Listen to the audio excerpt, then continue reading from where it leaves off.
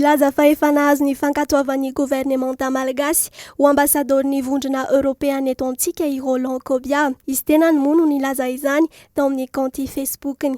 Niasa tany Etiopia ity diplomate ity talohan'ny nanendrena azy teo amin'izao toerana izao.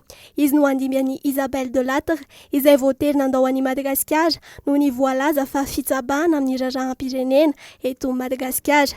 Raha tsy misy ny fiovana dia ny volana septambra izao no andray ny toerany ety Akorondrano i Roland Kobia.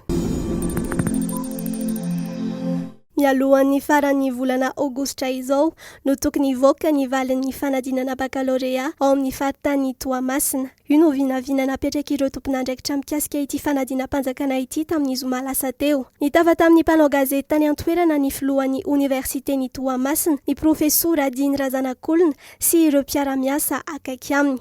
Ankoatra ny peta-drindrina dia evoaka amin'ny tranokalan'ny université ihany koa izany valim-panadinana izany. Raha tsy haivina dia miisa 3,783 alina ny isan'ireo mpiady tao amin'ny faritany Toamasina.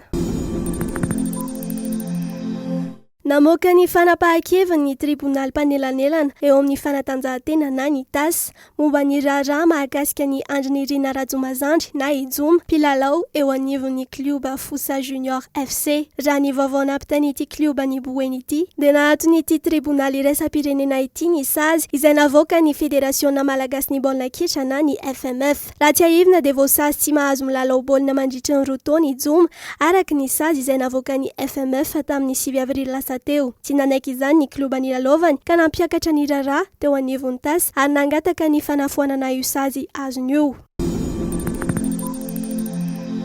Ny alarobia iraika amin'ny 30 jolay ho avy izao no hiditra an-tsehatra i Laura Rasoanevo, atleta malagasy fahatelo izay an-tsehatra mandritra ity lalao olimpika ity. Ilay teratany britanika Katy Jemima Yates Brown no hifanandrina aminy eo amin'ny ampaha-17 eo amin'ny sokajy vehivavy latsaky ny 70 kilao. Azo lazaina ho ratsy moa ny vokatra azon'ny malagasy hatreto taorian'ireo fidirana an-tsehatra ireo atleta roa voalohany. Nihitsana teo amin'ny fihodinana voalohany moa i Jonathan Harvel teo amin'ny lomano 100 metatra Brasy ny sabotsy latsa teo. Raha nihitsana tamin'ny lalao voalohany nataony ihany koa i Fabio Rakotoarimanana teo amin'ny taranja tennis de table lalaovin'olon-tokana.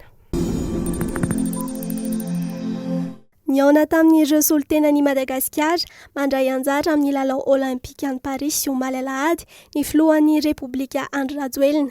Tao amin'ny tanànan'ny lalao olimpika na village des Jeux no natao ny fihaonana ary nanotrona izany fihaonana izany ny ministry ny tanora sy ny fanatanjahantena mpisolo-toerana Valérie Ramonjavelo sy ny lehiben'ny délégation ny tale général ny fanatanjahantena Rosa Rakotosafi.